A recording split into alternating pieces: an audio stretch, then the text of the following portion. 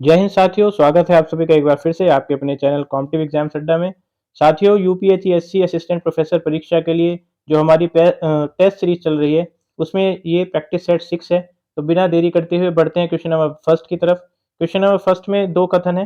पहला कथन है कि माध्यमिक शिक्षा के सुधार के लिए माध्यमिक शिक्षा में सुधार माध्यमिक शिक्षा के सुधार के लिए अति महत्वपूर्ण है। यह कथन क्या कलकत्ता विश्वविद्यालय आयोग का था। कलकत्ता विश्वविद्यालय आयोग ने सभी विषयों को पढ़ाने के लिए इंटरमीडिएट कॉलेज में मातृभाषा के उपयोग की अनुशंसा की थी। अनुशंसा मतलब एक तरीके से क्या की थी, सिफारिश की थी या रिकमेंडेशन किया था, इसका मतलब ये है। तो देखिए कथन पहला जो है बिल्कुल गलत है। पहला कथन इसलिए गलत है क्योंकि ये माध्यमिक शिक्षा में सुधार जो है माध्यमिक शिक्षा में सुधार के लिए अति महत्वपूर्ण आधार है।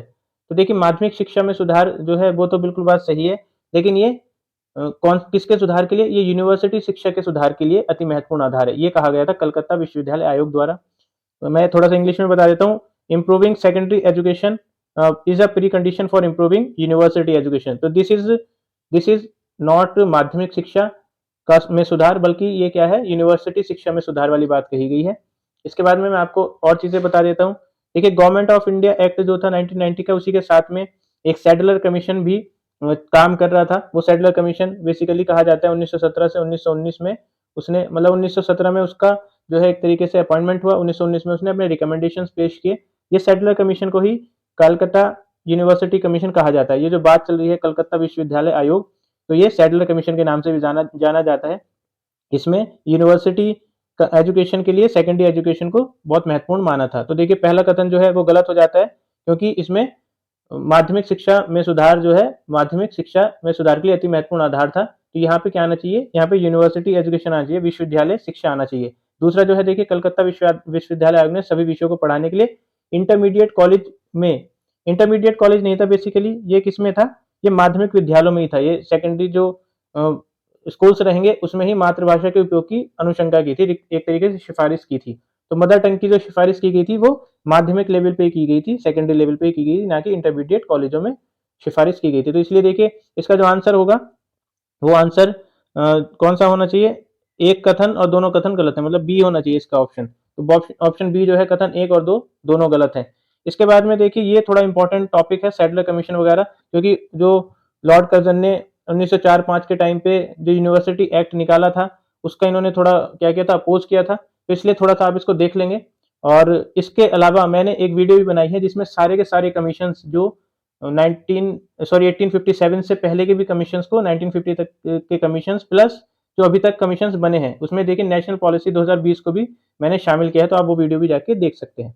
इसके बाद में देखिए सेकंड क्वेश्चन है, शिक्षा का स्तर जो है उच्च कोटि के चिंतन कौशल प्रयोग की मांग करता है। इसमें से कौन सा शिक्षण शिक्षा का स्तर जो उच्च कोटि के चिंतन कौशल की मांग करता है? तो देखिए इस क्वेश्चन का आंसर है वो है विमर्शक स्तर शिक्षण। तो देखिए आपने देखा होगा कि स्मृति बोध स्तर, ये सारी चीजें मैंने पिछली वीडियो में भी एक क्वेश्चन इस तरीके का आया था, वो आपको बताया था। तो इसमें है विमर्शक, विमर्शक का मतलब रिफ्लेक्टिव लेवल ऑफ लर्निंग। इसमें क्या होता है, उच्च कोटि के चिंतन कौशल का प्रयोग की मांग करता है। तो इसलिए आप इसका जो ऑप्शन करेंगे ऑप्शन बी है। और तीन जो बेसिकली तीन जो लेवल्स हैं प्लस एक चौथा लेवल जो बाद में दिया गया था, तो उसको भी आप याद करेंगे। जैसे मेमोरी लेवल, ये सारे लेवल जो है memory level, reflective level, understanding level और जो है सेल्फ स्टडी वाला जो लेवल है, उसको आप थोड़ा सा डीपली देख लेंगे। इसमें से क्वेश्चन आने की पूरी पूरी संभावना है। क्वेश्चन नंबर 3 क्या है, G20 सम्मेलन के लिए भारत का नया शेरपा किसे चुना गया? तो देखिए शेरपा जो है इसको एमिसरी कहा जाता है, इंग्लिश में कहा जाता है इसको एमिसरी, AMISSARY। और शेरपा कौन होता है ये मैं आपको बता देता हूँ। शेरपा एक ऐसा व्यक्ति होता है जो मान लीजिए हमारे जैसे प्रेसिडेंट है, तो प्रेसिडेंट के बेसिस पे एक रिप्रेजेंटेटिव जाएगा। जब मान लीजिए G8 की कोई मीटिंग होनी है, G20 कोई मीटिंग होनी है, परमाणु सुरक्षा सम्मेलन होना है कोई, तो उसमें जो है अगर हेड ऑफ स्टेट की तरफ से या हेड ऑफ पॉलिटिकल हेड की तरफ से, मान लीजिए पीएम की तरफ से, प्रेसिडेंट की तरफ से जो भी इंसान जाएगा, जो भी आदमी जाएगा, जो भी बेसिकली ऑफिशियल जाएगा, उसको शेरपा कहा जाएगा। तो देखिए G20 सम्मेलन के लिए भारत का नया शेरपा किसे चुना गया? तो ये एक इंपॉर्टेंट पोस्ट होती है। आप ये क्वेश्चन बिल्कुल आ सकता है। तो इसका जो शेरपा चुना गया था वो चुना गया था नीति आयोग के जो पूर्व मुख्य कार्यकारी अधिकारी थे, सीईओ थे पहले, तो अमिताभ कांत, उनको चुना गया था। तो इसका जो आंसर होगा वो ऑप्शन नंबर जो है डी होगा। इसके बाद में देखिए देखिए डी होगा इसमें, अमिताभ कांत। क्वेश्चन नंबर 4 देखिए स्टार्स परियोजना, इस पे आप टिक लगा लीजिए। स्टार्स परियोजना किस मंत्रालय से संबंधित है? तो देखिए स्टार्स जो परियोजना है वो किससे संबंधित है? शिक्षा मंत्रालय से। आप बिल्कुल इस पे टिक लगा लीजिए। और इसी तरीके से और भी जो परियोजनाएं अगर हैं एजुकेशन मिनिस्ट्री से रिलेटेड, तो बिल्कुल आप उसका ध्यान रखेंगे। देखिए स्टार की फुल फॉर्म भी पूछी जा सकती है। ये है स्टार। स्टार की फुल फॉर्म स्टार से सॉरी ये स्टार्स की फुल फॉर्म है। मैं आपको बोल के बता देता हूँ कि strengthening teaching learning and results for states. तो देखिए एक बार इसको आप देख लेंगे थोड़ा सा, strengthening teaching learning and results for states. तो देखिए इसी के तहत ये सेंट्रल गवर्नमेंट की योजना है और इसके लक्ष्य जो है 6 राज्यों जैसे कि हिमाचल प्रदेश, राजस्थान, महाराष्ट्र, मध्य प्रदेश, केरल और उड़ीसा में स्कूली शिक्षा की गुणवत्ता और प्रशासन में सुधार करना है। तो इतना हमें नहीं पढ़ना है ये कि लक्ष्य क्या है, सॉरी कि मतलब इतने स्टेट्स में हो रहा है। लक्ष्य थोड़ा सा पता होना जरूरी है कि बेसिकली कारण क्या है, क्या लक्ष्य, क्या एम है, और इसकी फुल फॉर्म हमें पता होनी चाहिए, किसके साथ जुड़ा हुआ है ये हमें पता होना चाहिए। क्वेश्चन नंबर 5 देखिए काफी इंपॉर्टेंट हो जाता है जब क्वेश्चन इस तरीके का आता है कि जो करंट अफेयर से रिलेटेड हो बिल्कुल। तो गोल्डन समुद्री तट कहाँ स्थित है? गोल्डन समुद्री तट जो है वो उड़ीसा में स्थित है। ये बेसिकली है क्या? तो ये इंपॉर्टेंट इसलिए है क्योंकि इसको जो है क्या मिला हुआ है, ब्लू फ्लैग प्रमाण मिला हुआ है। ब्लू फ्लैग सर्टिफिकेशन इसको मिला हुआ है। इसी के साथ में हमारी जो इंडिया में पूछा जा सकता है क्वेश्चन, और ये इंपॉर्टेंट इसलिए क्योंकि एनवायरमेंट की दृष्टि से बहुत इंपॉर्टेंट है। और हमारे देश में अगर ऐसे सर्टिफिकेशंस मिलते हैं तो इसका मतलब हमारी जो बीच या तट हो गए वो क्या हो जाता है, नेशनल इंपॉर्टेंस के हो जाते हैं। इंटरनेशनल टूरिज्म भी यहाँ पे बढ़ेगा, इसलिए इंपॉर्टेंट चीज है ये। तो हमारे जो 10 बीच है नंबर्स में, उनको ये सर्टिफिकेशन मिला हुआ है ब्लू फ्लैग प्रमाण। इसमें जो है बहुत सारे पैरामीटर्स पे क्या होता है, किसी भी बीच को ये सर्टिफिकेशन दिया जाता है कि वहाँ का पानी कैसा है और टूरिज्म के लिए कैसा रहेगा, और मान लीजिए वाटर एक्टिविटीज होती हैं वो किस तरीके से कंडक्ट कराई जा रही है, साफ सफाई की नहीं है, वो सारी चीजें होती हैं। तो इसी तरीके से 10 बीचीज को मिला हुआ है इंडिया में। और इसके अलावा मैं आपको बता दूं ऋषिकोंडा आंध्र प्रदेश, ये देखिए मैच द फॉलोइंग में आ सकता है इसलिए मैं आपको बता रहा हूँ। राधानगर जो है वो अंडमान निकोबार, आपने हेवलॉक आइलैंड सुना होगा। हेवलॉक आइलैंड में राधानगर समुद्री तट जो है, समुद्र बीच जो है वो है। ऋषिकोंडा जो है आंध्र प्रदेश में है। और पुदुब्रिदी समुद्री तट जो है वो कर्नाटक में है। तो इसमें मैच द फॉलोइंग के बेसिस पे मैंने आपको बता दिया है, 10 आपको याद रखना है। साथ ही गोल्डन समुद्री तट जो है उड़ीसा में स्थित है, ये सबसे इंपॉर्टेंट है, इसलिए आप इसको याद रखेंगे। इसके बाद देखिए क्वेश्चन नंबर 6 देख लेते हैं।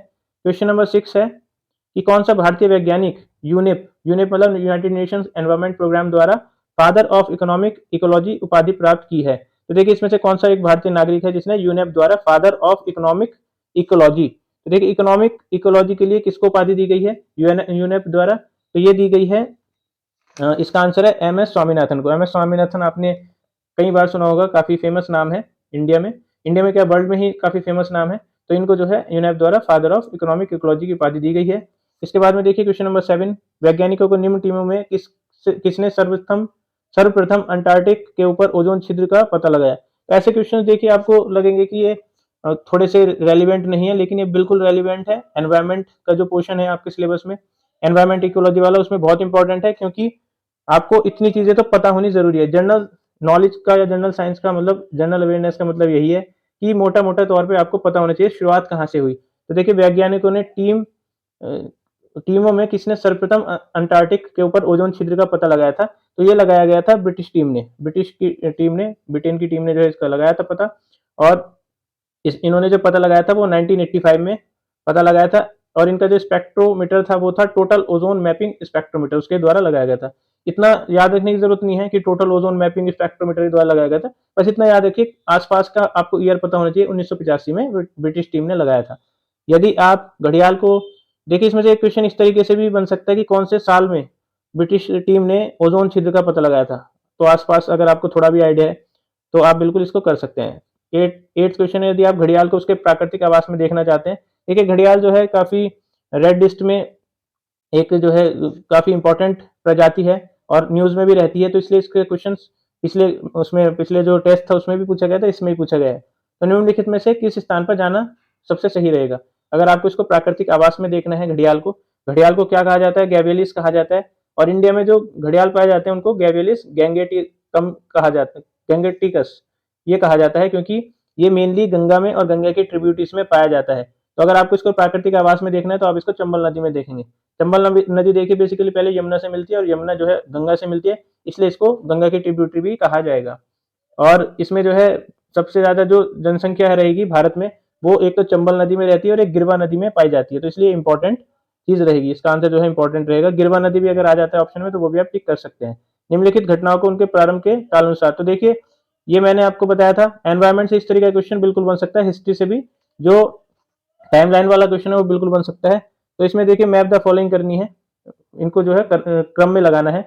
वन्य संरक्षण अधिनियम, वन जीवन संरक्षण अधिनियम, वाइल्ड लाइफ प्रोटेक्शन एक्ट जिसको कहा जाता है 1972 में आया था, बिल्कुल आपको रटा होना चाहिए।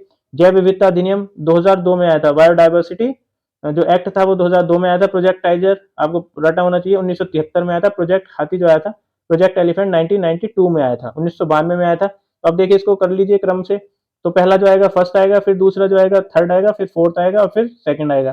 तो इसका जो आंसर होगा फर्स्ट, फर्स्ट थर्ड फोर्थ और सेकंड, फर्स्ट थर्ड फोर्थ और सेकंड कौन से में आ रहा है, बी में आ रहा है, तो इसका जो आंसर रहेगा बी रहेगा। तो आप इसको बिल्कुल टिक लगा सकते हैं एग्जाम में।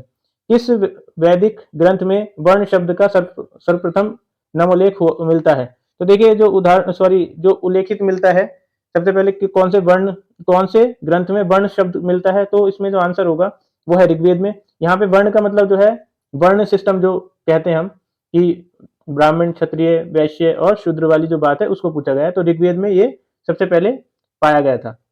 इसके बाद देखिए क्वेश्चन नंबर 11 पे बढ़ते हैं।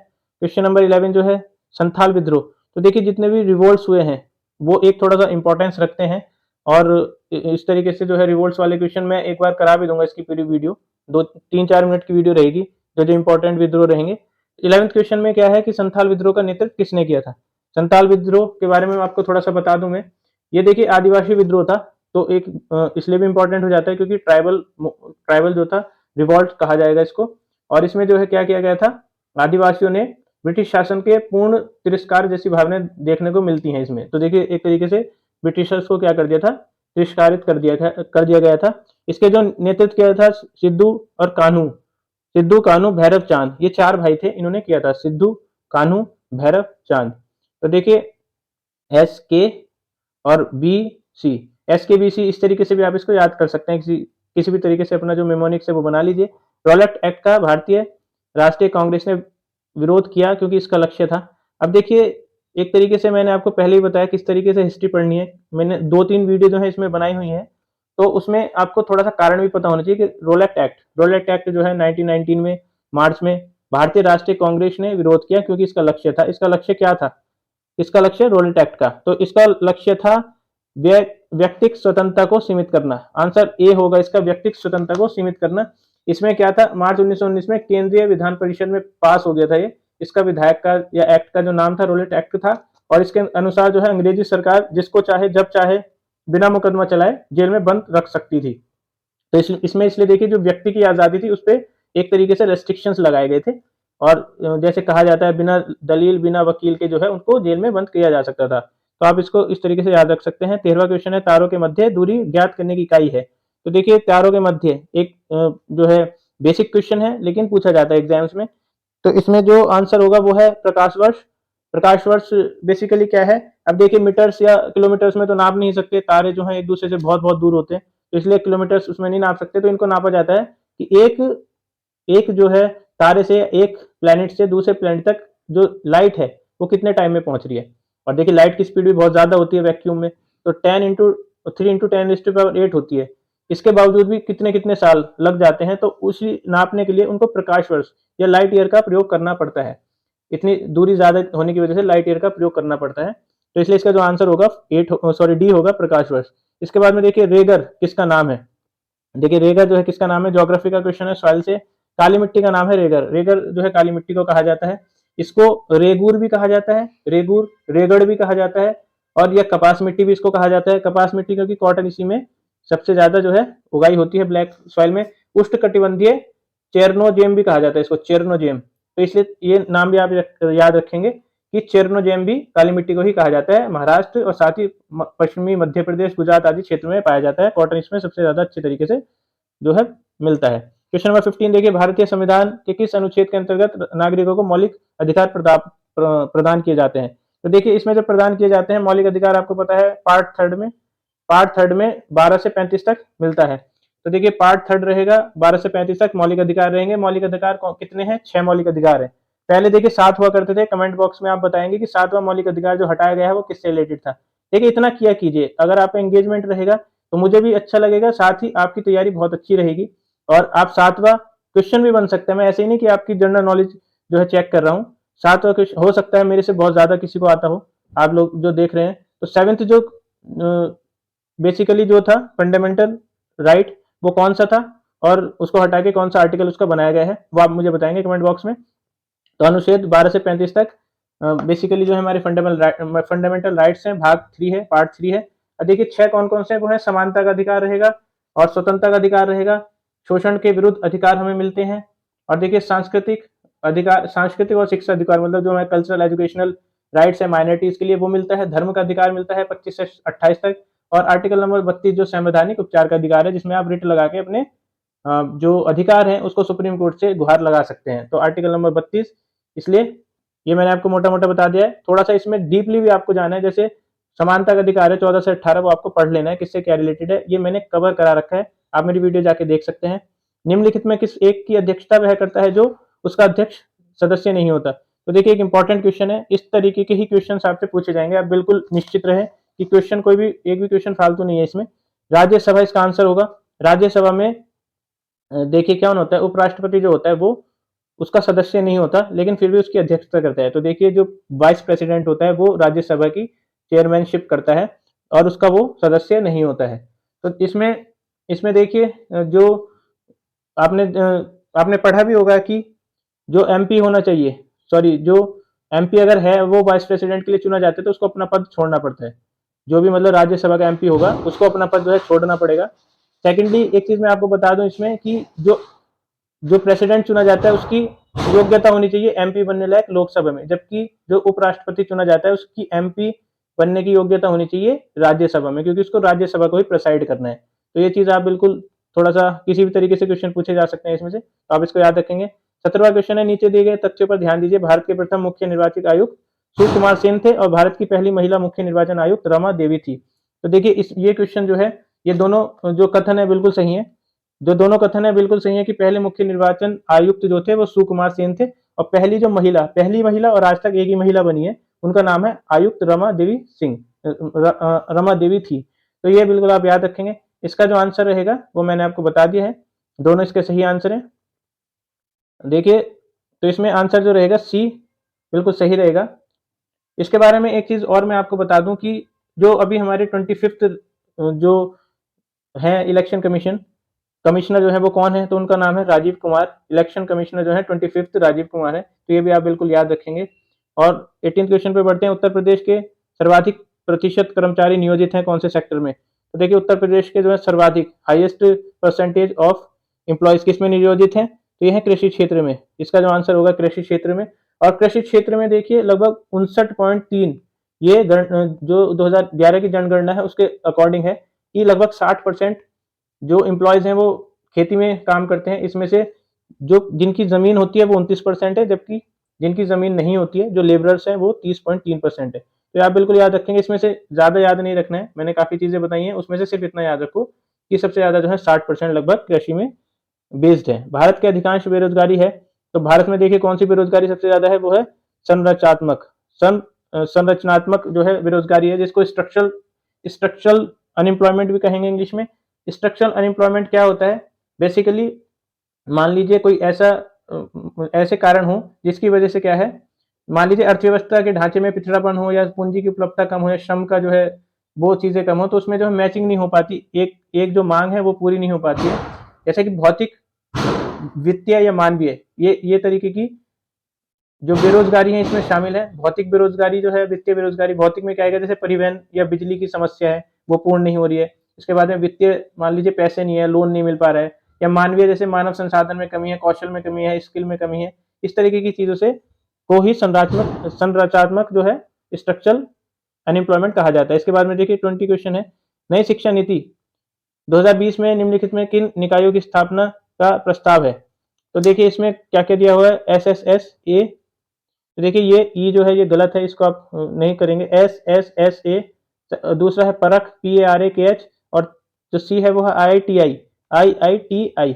अब देखिए इनको मैं बता देता हूँ। डी जो है वो है NITI नीति आयोग, और ये है ENTA। तो ये चीजें मैं आपको थोड़ा बताता हूँ, जो नई शिक्षा नीति है 2020 में, एनईपी 2022, इसके तहत ये जो ऊपर की 3 है, ए, बी, सी, इन्हीं को क्या किया गया है, इन्हीं निकायों की स्थापना का प्रस्ताव दिया गया है। जबकि नीति आयोग देखिए, नीति आयोग क्या था, जो बनाया गया था 2000, पहले था प्लानिंग कमीशन, 2015 में ये बनाया गया था, तो ये नहीं है। और एनटीए जो है 2017 में बनाया गया था, वो भी बेसिकली जो हायर एजुकेशन संस्थान रहेंगे उनके प्रवेश मतलब एंट्रेंस एग्जाम्स के लिए, साथ ही स्कॉलरशिप एग्जाम्स के लिए एनटीए कंडक्ट कराएगा जो हायर एजुकेशन में है। ये 3 चीजें आप याद रखेंगे। एसएसएसए की फुल फॉर्म में आपको बता देता हूँ, बिल्कुल आप इसको नोट कर लीजिए, कहीं पे आ सकती है बिल्कुल। पहली चीज है स्टेट स्कूल स्टैंडर्ड्स अथॉरिटी, इसका मतलब है स्टेट स्कूल स्टैंडर्ड अथॉरिटी। परख का जो है PARAKH है, इसको भी बिल्कुल आप याद रखेंगे, आ सकता है। तो इसका है performance assessment review and analysis of knowledge for holistic development. तो देखिए जो PARAKH है, उसका मैं एक बार और बता देता हूँ। जो P से है वो है परफॉर्मेंस, A से है असेसमेंट, और R से है रिव्यू, एंड A से है फिर एनालिसिस ऑफ, एनालिसिस है, K से क्या है, नॉलेज फॉर होलिस्टिक डेवलपमेंट। आपको बस इतना ही याद रखना है, इससे ज्यादा आप याद नहीं रखेंगे। इसकी फुल फॉर्म आपको पता होनी चाहिए। IITI जो है वो क्या है, IITI बेसिकली क्या है कि जो नई शिक्षा नीति है उसके तहत भारतीय भाषाओं के विकास और संरक्षण हेतु ये बनाया गया है, IITI। तो आप इसको बिल्कुल ध्यान रखा जाएगा आपके द्वारा, और एग्जाम में बिल्कुल आने की पूरी संभावना रहेगी। क्वेश्चन नंबर 21 देख लेते हैं। तो इसलिए देखिए इसका जो आंसर रहेगा वो सी रहेगा, ABC, और ऊपर के तीनों रहेंगे। शिक्षा में विघटनकारी तकनीकों का अभिप्राय है। तो देखिए विघटनकारी जो तकनीक्स हैं उसको इंग्लिश में कहा जाता है डिसरप्टिव टेक्निक। जो विघटनकारी तकनीक है उसको इंग्लिश में कहा जाएगा डिसरप्टिव टेक्निक। और इसका जो मतलब है, इसका अभिप्राय क्या है, नई तकनीकें जिसने शैक्षणिक प्रक्रिया की चीजों को पूर्णतः बदल दिया है। तो ऐसी तकनीकें जिसकी वजह से क्या है, जो शैक्षणिक प्रक्रिया है, जो टीचिंग प्रोसेस है, उसको पूरी तरह बदल दिया है। मान लीजिए जैसे कि टेक्नोलॉजी का रोल आ गया है, चीजें बदल रही हैं, तो इसी को क्या कहते हैं, डिसरप्टिव टेक्निक कहा जाता है। और इससे जैसे कि इसको किसने दिया था, इसको दिया था प्रोफेसर क्लेटन M क्रिस्टेंसन ने दिया था। इसको आप थोड़ा याद रख सकते हैं, और इसको कहीं पे लिख लीजिए, क्लेटन क्लेटन एस क्रिस्टे क्रिस्टेंशन क्रिस्टेंशन जो है उन्होंने दिया था इसको। और इसका जो पुस्तक का नाम था जिसमें इन्होंने दिया था, द इनोवेटर्स डायलमा में दिया था। आप इसका नाम याद रख सकते हैं जिन्होंने दिया था, किताब वगैरह का नाम रखने की कोई ऐसी जरूरत नहीं है। 22 क्वेश्चन है, विश्वविद्यालय मानचित्रण मतलब स्कूल मैपिंग के संदर्भ में निम्नलिखित में कौन सा कथन सही नहीं है। तो देखिए कौन सा कथन सही नहीं है ये मैं आपको बता देता हूँ। तो इसका जो आंसर रहेगा, ये कथन जो है सही है, यह विभिन्न तकनीकों और प्रक्रियाओं का समूह है। तो विद्यालय मानचित्रण में यही होता है कि जो तक टेक्निक्स एंड जो प्रोसेसेस रहेंगी डिफरेंट डिफरेंट, उनका जो है बेसिकली है कोलाबोरेशन है ये। इसका प्रयोग स्थानीय स्तर पर आगामी शैक्षिक आवश्यकताओं को पहचान के लिए किया जाता है। तो बेसिकली देखिए इसमें स्कूल मैपिंग में क्या होता है कि जो भी बहुत सारी चीजों पे ध्यान दिया जाता है, टीचर्स कैसा पढ़ा रहे हैं, बच्चों की उपस्थिति है कि नहीं है, ये सारी चीजों पे ध्यान दिया जाता है। और इसमें जो चीज नहीं है वो है इसका अर्थ सिर्फ एक बड़े मानचित्र पर वर्तमान विद्यालय का स्कूल लोकेशन निरूपित करना है। तो देखिए ये बिल्कुल गलत है, ऐसा कुछ नहीं है। मान लीजिए ये कहना चाह रहा है कि एक जो हमारा इंडिया का मैप है उस पर जगह जगह जो स्कूल्स हैं उनको लोकेट करने वाली बात है, तो ये बिल्कुल गलत बात है, ऐसा कुछ नहीं है। और जो डी है वो भी सही होगा कि इसका लक्ष्य आगामी शैक्षणिक आवश्यकताओं को पूरा करने के लिए उठाए जाने वाले कदम। तो आने वाली जो बेसिकली स्कूल शिक्षा रहेगी उसके लिए कदम जो उठाए जा रहे हैं वो भी सब रहेगा, ये सब रहेंगे, सी नहीं रहेगा। इसके अलावा और मैं चीजें बता दूं जो थोड़ी इंपॉर्टेंट रहेगी कि देखिए स्कूल मैपिंग सबसे पहले फ्रांस ने शुरू की थी। और इसमें क्वेश्चन पूछा जा सकता है किसने शुरू की थी, फ्रांस ने की थी। दूसरा क्वेश्चन जो पूछा जा सकता है वो ये पूछा जा सकता है कि इंडिया ने कब शुरू की थी, कौन से वर्ष में इंडिया ने शुरू की थी। अगर एग्जामिनर थोड़ा सा डीपली पूछ लेता है तो 1992 में इंडिया ने शुरू की थी। और देखिए ये सब जो है किताबों में नहीं मिल रहा, ये मैंने काफी चीजें खोजने के बाद मैं आपको बता रहा हूँ, इसलिए ये आपके एग्जाम में जो है एक इंपॉर्टेंट रोल अदा करेंगी। 23rd क्वेश्चन है कि वर्तमान में किस जनरेशन के कंप्यूटर का उपयोग हो रहा है। तो देखिए जो अभी प्रेजेंट जनरेशन चल रही है कंप्यूटर्स की वो कौन सी है, 5वीं है। आपको पता होना चाहिए, आप कंप्यूटर्स लैपटॉप्स वगैरह इतना यूज करते हैं तो आपको पता बिल्कुल होना चाहिए कि 5वीं और जो जनरेशन है, और एग्जाम में पूछे जाने के बिल्कुल चांस रहेंगे। देखिए अब थोड़ा सा बता दूं इसके बारे में कि जो फिफ्थ जनरेशन कंप्यूटर्स हैं जैसे कि पेंटियम पीसी, सुपर कंप्यूटर, ये सब IBM नोटबुक, ये सब इसी पीढ़ी के कंप्यूटर्स हैं। और इसमें उच्च स्तरीय भाषाएं जैसे कि हाई लेवल लैंग्वेज C++ जावा, इन सब का प्रयोग होता है। तो इतनी चीजें बस इसको याद रखनी है इसमें। इसके बाद में देखिए 24 मेमोरी पद जो है मतलब बेसिकली टर्म मेमोरी जो है ये निम्नलिखित में से किसके लिए प्रयुक्त होता है। तो किसके लिए प्रयुक्त होता है आप सभी को पता है, ये स्टोरेज के लिए प्रयुक्त होता है, स्टोरेज डिवाइस के लिए प्रयुक्त होता है। और जो कंप्यूटर में रैम रोम या कैश मेमोरी होती है तो उन्हीं उनका एक एग्जाम्पल है ये स्टोरेज बेसिकली स्टोरेज के जो एग्जाम्पल्स हैं वो कौन कौन से, रैम, रोम, कैश, ये सारे स्टोरेज के हैं। इसके बाद में देखिए 25 क्वेश्चन जो है काफी इंपॉर्टेंट है। कैप्स लॉक की को टॉगल की क्यों कहते हैं? टॉगल की, तो देखिए टॉगल की का मतलब आपको पता होना चाहिए। बेसिकली ऐसी कीज जो क्या करती हैं, जो बेसिकली क्या करती हैं, इसका फंक्शन आगे पीछे जा सकता है। मान लीजिए कोई की आपने एक बार दबाई तो वो फंक्शन जो है ऑन हो गया, फिर आपने वो की दोबारा दबाई तो वो फंक्शन क्या हो गया, ऑफ हो गया। इसी को कहा जाता है टॉगल की। इसलिए कैप्स लॉक भी इसी तरीके से काम करती हैं कि इसमें जो क्या होता है, क्योंकि हर बार प्रेस करने पर इसका फंक्शन आगे पीछे जाता रहता है, तो इसलिए जो आंसर है इसका वो ए है। और टॉगल की सारी इसी तरीके से काम करती हैं। 26 क्वेश्चन है। वर्ष 2022 में संपन्न 11वीं राष्ट्रीय आइस हॉकी चैंपियनशिप 2022 का खिताब किसने जीता? तो देखिए ये जीता गया था बेसिकली आईटीबीपी द्वारा। इसमें जो है 5 टीमों ने भाग लिया था। ये सब याद रखने की जरूरत नहीं। हिमाचल प्रदेश में ये हुआ था, हिमाचल प्रदेश में ये हुआ था, काजा में। तो इसलिए ये बस इतना याद रखिए कहाँ हुआ था और किसने जीता था, और आईटीबीपी ने जीता। ऑप्शन नंबर ए है। क्वेश्चन नंबर 27 की तरफ बढ़ते हैं। ये क्वेश्चन नंबर 27 है। वर्ष 2002 में मालदीव सरकार ने किस पूर्व भारतीय क्रिकेटर को मालदीवी स्पोर्ट्स अवार्ड दिया गया था?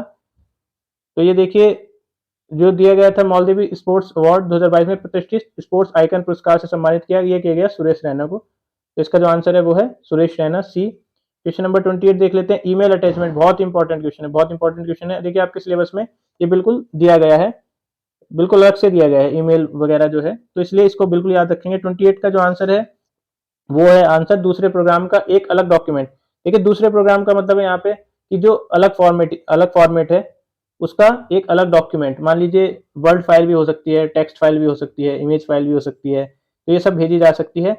तो उसको ईमेल मैसेज के साथ भेजा जाता है। मान लिया आपने किसी को मेल लिखा, उसके साथ में कोई टेक्स्ट फाइल अटैच कर दी, तो उसी को ईमेल अटैचमेंट कहा जाता है। और देखिए इसको किसके द्वारा रिप्रेजेंट किया जाता है, तो ये भी पूछा जा सकता है। इसको ई द्वारा रिप्रेजेंट किया जाता है।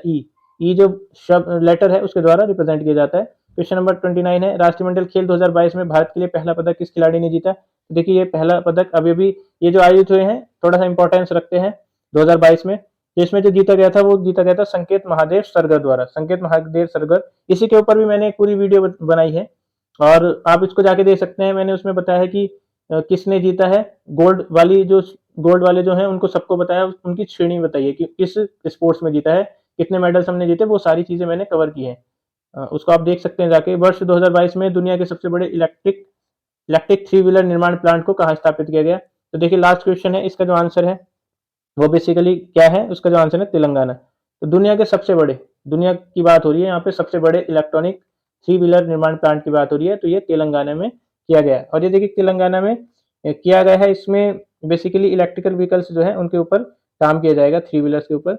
और इसमें कई सारे जो है 24,000 इलेक्ट्रिक वाहन प्रतिवर्ष उत्पन्न क्षमता के साथ। ये सब याद नहीं रखना है, बस इतना ही याद रखिए कि आप कहाँ पे किया गया है, तेलंगाना में किया गया है। दोस्तों इसी के साथ में ये जो है आपका जो 6th सेट है वो खत्म होता है। और आप ये थोड़ा देख सकते हैं, इसको कंसिडर कर सकते हैं। अगर आपको चीज़ें पसंद आती हैं तो आप बिल्कुल कंसिडर कीजिए। मैं ज़्यादा कहने की मेरी ज़रूरत नहीं है। तो इसी के साथ में दोस्तों अगले प्रैक्टिस सेट के लिए हम जल्दी आएंगे। और ऑल द बेस्ट। धन्यवाद।